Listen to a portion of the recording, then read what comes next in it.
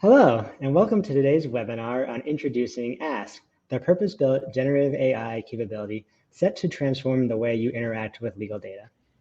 My name is Brendan Locke, Marketing Campaign Manager here at Reveal, and today I will be your event producer. In today's session, David Shedd, VP of Sales Engineer at Reveal, will show us a first-hand demonstration of Ask and how it is revolutionizing information discovery. But before we get started with today's conversation, there are a few housekeeping items I wanted to share with you.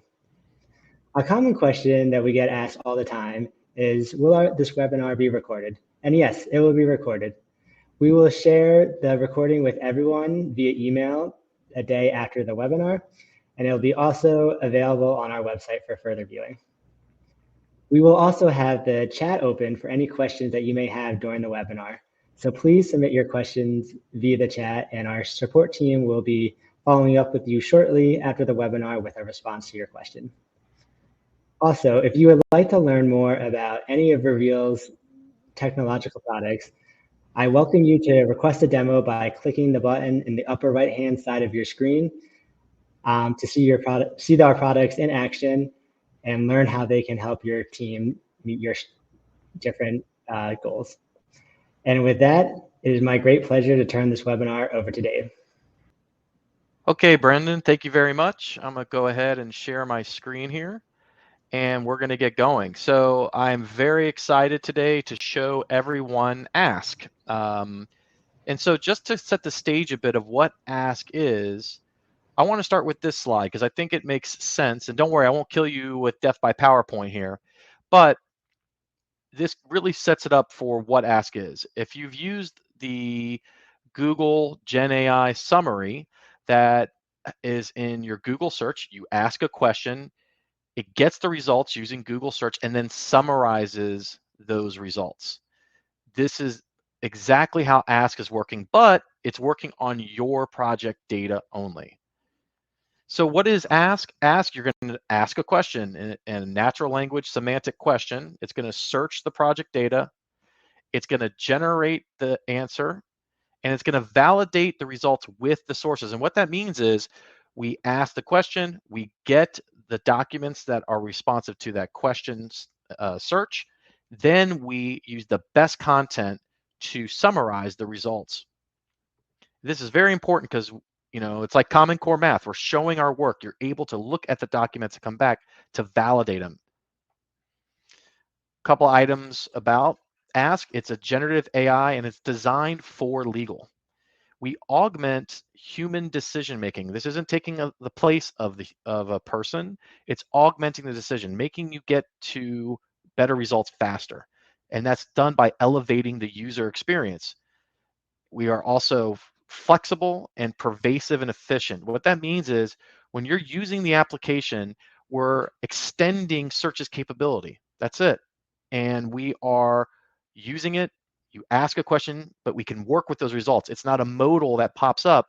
I do some work and it goes away, and then I'm back into my project. It seamlessly integrates into Reveal and using all of our industry leading visual analytics and AI and working with those results. And finally, it's responsible. What do I mean by responsible? This is Reveal's responsible AI pledge. We're trustworthy. We never are going to use client data to train any AI models without explicit permission from the client. Knowledgeable. This is really key. We've been working with AI solutions for over a decade. We have one of the most experienced data science teams in the industry. So we're not going to take a shortcut that someone would do on day one to get something to market. That just isn't who we are. So that's a very important thing to ask when you're looking at a product that's utilizing this type of technology. So we are also secure. What that means is we are using security measure tailored to the privacy needs of our customers. So with that, let's go ahead and get into the application. So we're going to go ahead and get into the application. And before I do, let's kind of set the stage a bit. Reveal is an end-to-end eDiscovery platform, and we have products for every phase of the EDRM. We have IG, legal hold, in-place preservation, collection, processing, review, AI, analytics, production, and trial. So what we're doing today is we're going to be in the review product and leveraging the AI and analytics in particular for today's demo. Doesn't mean we don't have products for the other pieces of the EDRM. And Reveal has always been recognized as a leader of AI and visual analytics within the eDiscovery industry because we leverage, again, one of the most experienced data science teams and that have been utilizing these solutions for over a decade. It's really important. And kind of going back, we're going to get into Ask, which is seamlessly integrated into the application, and I can use all the other pieces I'm going to show you. So to set the stage, let's talk about the different views in Reveal. And I'm going to do this from a very high level. I'm going to touch each one of these so that when I start using Ask, I'm going to come back and work with those results, and it's really going to snap into the power of the application as we see it. So let me first come into here and talk about I am an admin. I can see everything in the system. If I wanted to make this so only reviewers could see the information, I could come over, I could make it just the grid, and that's it. So I can make this experience tailored to whatever I need. But let's start in the dashboard. The dashboard is going to tell a story about your data. And when I bring data into Reveal, it's automatically going to run our patented AI pipeline, which consists of over 60 steps. And it allows us to better clean, understand, and interpret data through our advanced NLP and AI methodologies. So what does this do? It all leads to better insights, and more importantly, which Ask is all about, better results. But this happens automatically. So when the data comes in, I don't need to have a different team kick off an index. I don't need to have an admin do something on the back end. This is just part of the process of bringing data in. So it's there ready for you to use the system. Now, in the dashboard, you can see I did a date restriction, and that date restricted the data and came out extremely fast. It's an extremely responsive system. I got my timeline, my different classification of documents. So if I wanted to drill down into originals, as I'm using the system, we're building an advanced search intuitively. You don't need to actually tell the system to do that because it's just using those visual analytics. Now, all of the different views I'm going to touch, I'm going to use a different and talk about different pieces of AI that's just embedded in there. It's just along with you for the ride. It's like in your iPhone. This is what we want our AI to be: intuitive, easy to use. We call it effortless AI because it's there, just like texting and autocorrecting in your phone is. It's going to help you be more efficient in doing what you do. So I want to talk about this square right here. This is our AI entity extraction. This is the people, place, and thing of people, person, and things of the data. So I can get things like people, location. I can even get things like personal identification numbers, credit card numbers. And this is extracted for you automatically as part of that pipeline. Some of our AI models around emotional intelligence, sentiment analysis, negativity, positivity, rationalization, opportunity, intent, pressure. These are the fraud triangle. We also have roundabout style, which is not necessarily lying, but it's smoothing the edges of the conversation to gain an advantage. So if I wanted to, which everybody always wants to do, let's get to that real negative stuff. But again, clicking, I'm down to 1,700 docs. You can see the responsiveness of the system. And finally, I want to mention here on the dashboard, and I'd be remiss not to, is that we have our AI models. So anything that says RAI here is actually part of our AI model library. This is something that really sets us apart in the market. So let me show you what that is real quick, in case you don't know. The AI model library, we have about 30 to 40 purpose-built AI models that you can put into your project, and they're like an advanced filter. So essentially, I can come in and look for things like you're going to see today: bullying and toxic behavior. That's like an HR investigation, right? I have things on comments on appearance, gifts and entertainment kickbacks might be against company policies. I have things for looking for privilege, like asking for advice, privileged content.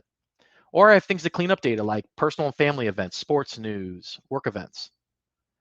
So if I go back to my dashboard here, anything that said RAI is one of those AI models from our AI model libraries, and it is a fantastic way to jumpstart your investigation.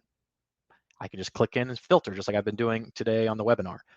Any other item I see here is actually a tag in our tag panel, and it's running our continuous active learning. We're The reviewers are in there, they're tagging away, and it's scoring within and outside of the non-review population so that I can get a score and get back to the best documents when I need to get them out to the reviewers.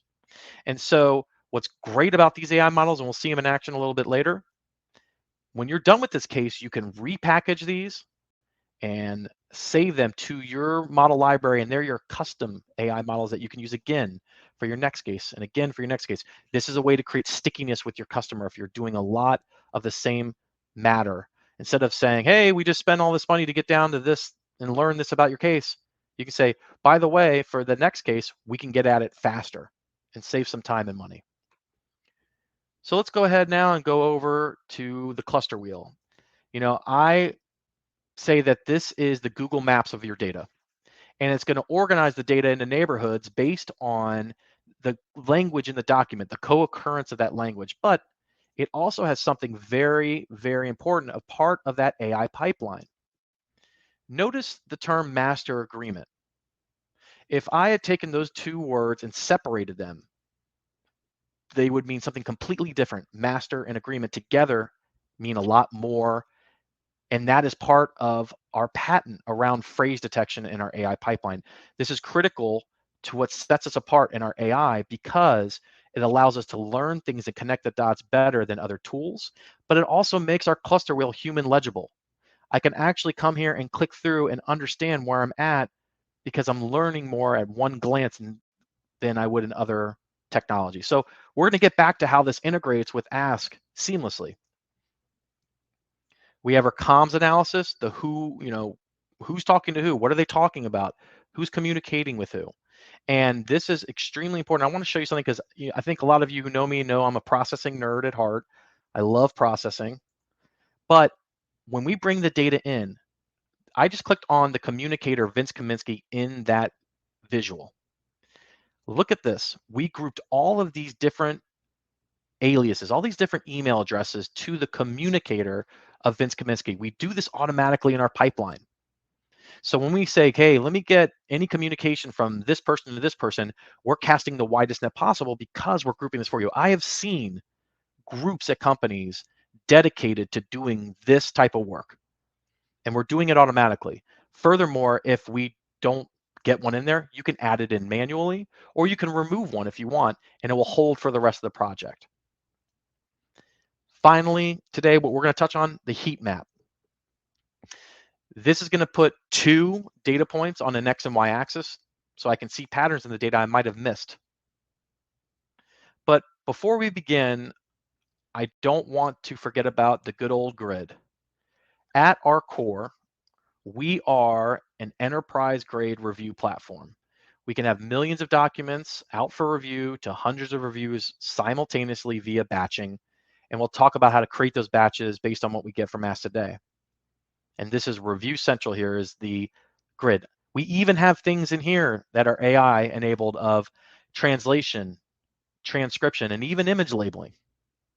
And so every single view I just touched has some form of AI layered in, but you didn't have to do anything to enable it. It was just there for you to use. So without further ado, let's get into Ask. This is now just an extension of search. So let's click it here and open this window. First thing I'm going to do, this is the Enron case. So supposedly these guys have been doing some stuff bad with finances. So let me come in here and say, who was CFO at Enron?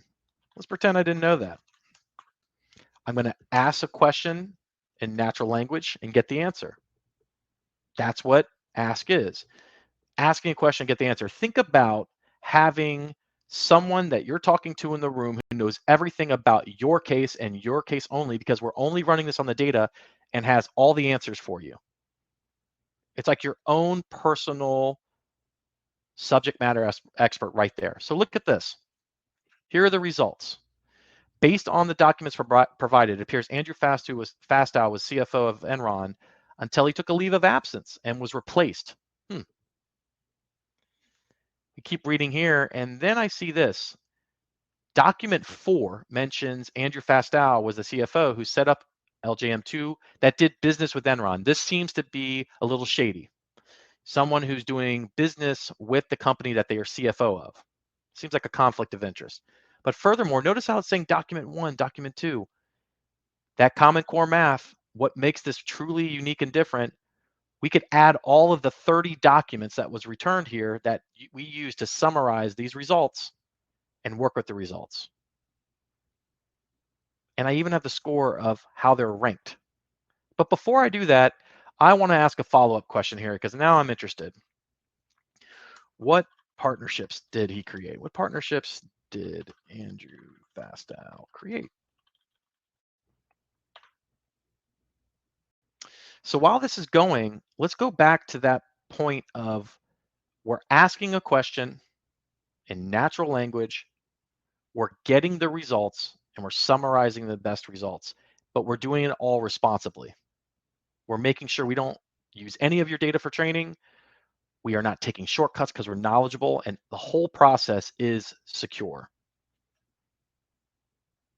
So here we go. Here's some of the pieces about LJM, and it's talking about these partnerships that Andrew Fastow created. So now this is great, and now I'm really plugged into this LJM. But what if I want to know about the life of LJM? When was it created? When was it in action? So watch this. What is LJM? And I think this is what really blows people's mind about Ask. I can give it additional instructions to tailor the results to my needs. So let's say answer in timeline. So what is this doing? This is allowing us to say, hey, just as a formatting and the summarization results, give me the answer back in a timeline. This is going to tell me about LGM. When was it founded? What were the major inflection points of these partnerships? And we're going to get at that because in a timeline, in order, in chronological order. So here we go. It was founded in 1999 and had a $16 million in capital commitments and 394 million. There was 24 transactions during this time period. Let me ask you a question. This is serious. How would you have gotten to this in the past? You would have run a bunch of keyword searches. You would have sent those documents out to review. You would meet nightly on the nightly basis about which documents made it into that really important tag. And maybe you all would have gotten to the knowledge that this gave you. We got there in seconds. And look, I've been doing eDiscovery for a long time. If this doesn't get you excited, I don't know what will. This is a watershed moment for eDiscovery. Now, look, let's add these results and let's get back to all those things that I went over in the beginning. Let's add this to a search. I'm gonna close this. And now we're working with the results. Again, seamlessly integrated. Watch this second document that comes up. Yes, we're using Enron, but I promise you, you've never seen this doc because I hadn't, and I'm a nerd. So this is a treasure trove document if I've ever seen it. It's been sitting in Enron my entire career and I never saw it. This document was created by Richard Sanders. I didn't know who Richard Sanders was, or if I didn't, I knew who he was. But if I didn't, I could ask, and it would tell me Richard Sanders was the main internal counsel for Enron. He prepared a document that shows everything that they want to ask Andrew Fastow about these partnerships. They knew about this. They are in damage control mode. So this document is, we got here in no time. Look at this. We have reviewers going through the data even while using Ask. That's one of the beauties of it because it's integrated. And now we're validated. This is 100% responsive and 99% is LGM. These are those custom AI models that I was talking about, running continuous active learning. Let's go back to all of those views that we had earlier. Look at my dashboard. Here's a timeline of these critical docs. Look at my sentiment analysis. Look at my privilege AI model that I dropped in. We got some high docs. Of course we do. Internal counsel sending around critical attachments, wondering what is going on with these partnerships. How about this? Let me find this doc in the Google Maps and that cluster wheel. Where is it located? Well, here it is. And there's 251 documents just like it in the cluster. I could go look at these. How about we expand and cast a wider net? Again, part of that AI pipeline, we're running things like threading, near dupe analysis, everything. I want to know everything around these documents. We expand our search. I'm going to hit comms. And someone's sending documents out to that new company AOL everyone keeps talking about. All joking aside, though, look, this just highlighted critical documents that are being sent outside of the company server to a personal account. Is this a whistleblower? Why is this personal account here? Finally, let's go to that heat map that we talked about earlier. So this is plotting two of those AI entities that I was talking about of location and organization. Entity location, if I say, hey, I'm eating Brazilian nuts, or I'm going to Brazil, the second would score 1 here, the first would not. So our AI entity location knows that eating Brazilian nuts is not the same as going to Brazil. That's why a keyword search is like a machete and the entity extraction is like a scalpel. The entity organization here, this is actually going to take your data and divvy it up even inside of an organization by business units, or see organizations outside of my company. Look at this. Brazil island corporations. I know when I think of nefarious things happening, I think of people on the island sipping martinis and doing terrible things. So let's go look at this. Let's go look at the first document. In the first document, this is an incorporation document for a Brazilian power plant where LJM is an investor and a shareholder. So now we have found a document where the company is in crisis mode saying, we need to know everything about this.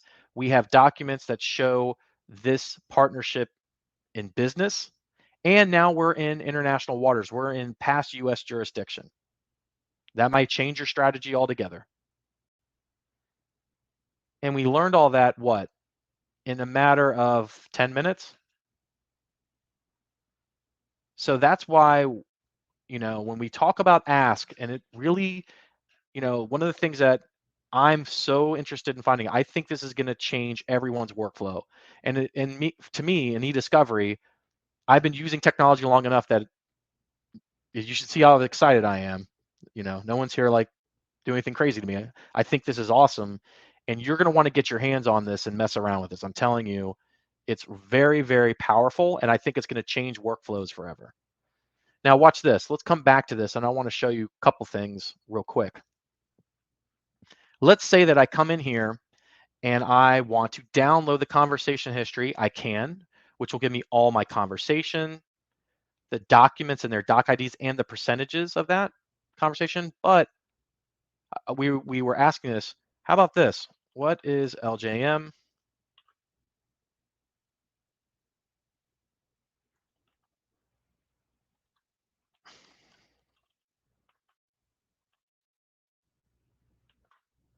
How about getting an answer back in another language? Maybe you need to take this to somebody who doesn't speak the language. We're investigating this majority of this data, and we're going to get that answer here in a different language. I mean, how cool is that? How about this?